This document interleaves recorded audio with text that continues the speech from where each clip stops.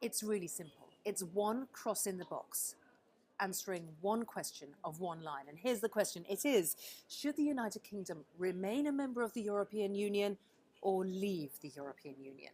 And when people vote on Thursday, the 23rd of June, at the end of the day, you're going to have a stack of two votes, two voting totals. Whoever gets more than 50% wins. So that's simple.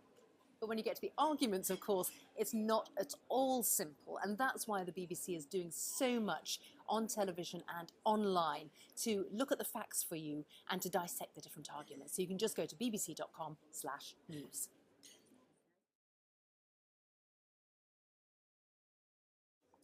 The European Union is a partnership of 28 member states.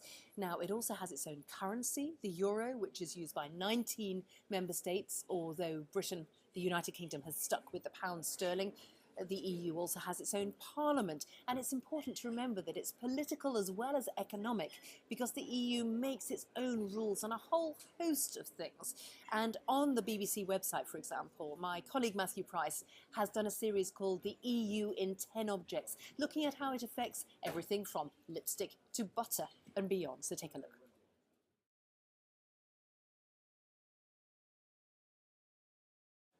We're revisiting the decision because it was 40 years ago. If you are a Brit born after 1957, like me, you haven't had a chance to vote on something that affects so much of your life, from the quality of your food, to the air you breathe, to who is allowed to come and work in your country. So many big factors and big decisions.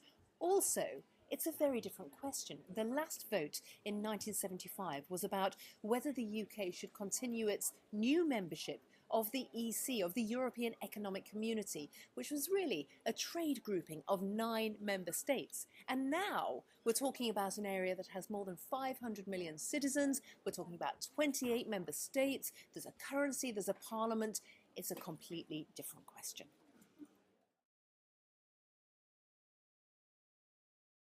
The answer is we've borrowed it. 4 years ago, a lot of us were talking about the possibility of Brexit. Would Greece drop out of the Eurozone? It's also being used for other countries. I know that in Finland there's been talk about Fix-It, because earlier this year the Finns debated whether they should hold their own referendum on EU membership. So it's now firmly part of the common language.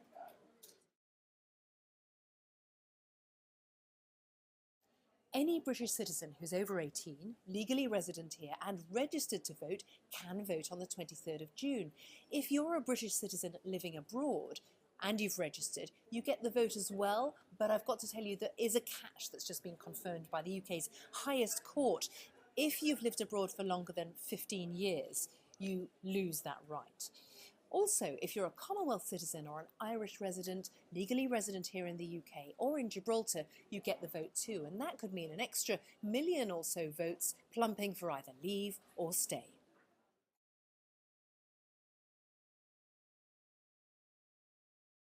A lot will depend on whether the UK stays in the single market after a Brexit vote, and whether to do so it'll have to accept the continuing free movement of citizens.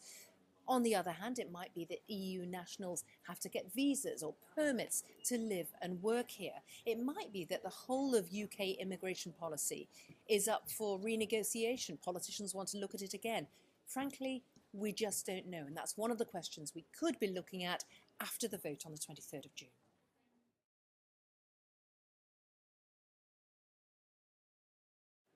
A lot of people are frankly confused to see the British Prime Minister David Cameron, the Conservative Party leader, campaigning so vigorously for the UK to stay in the European Union.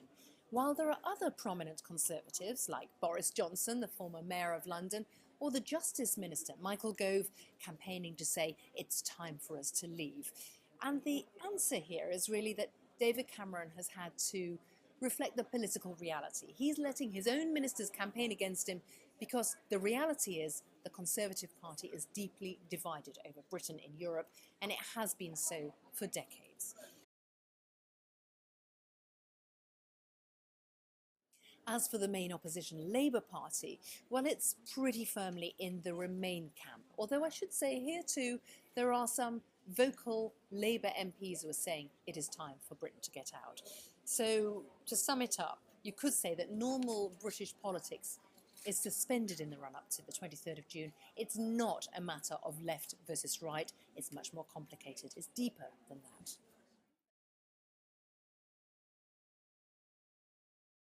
There's a short answer to this one, and the answer is no. This referendum is about one thing only. Should the UK stay or leave the European Union? But there's a complication here, because if the UK votes to get out of the European Union, there'll be a lot of voices within the Conservative Party saying, well, our leader is David Cameron, the Prime Minister. He campaigned to stay and we're not happy with his leadership. So that political question will arise, but there is nothing about this vote that automatically or legally triggers a change in the British government.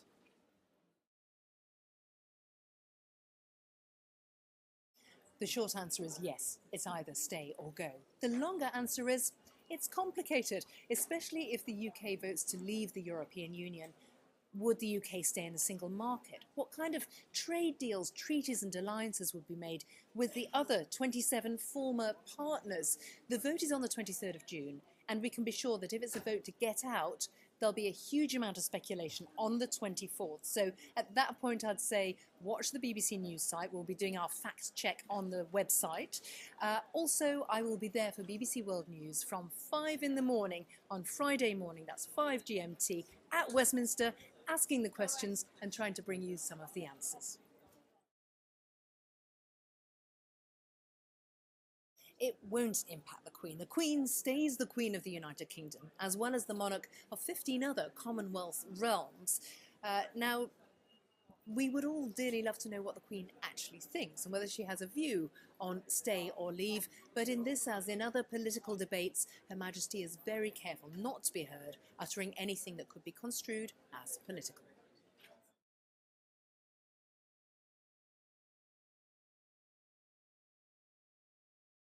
This is, of course, a UK-wide vote, and the BBC is being careful to cover this in all four corners of the United Kingdom. If we look first north of the border, in Scotland, it's fair to say that leading political figures there are very much in favour of remaining, of staying within the EU.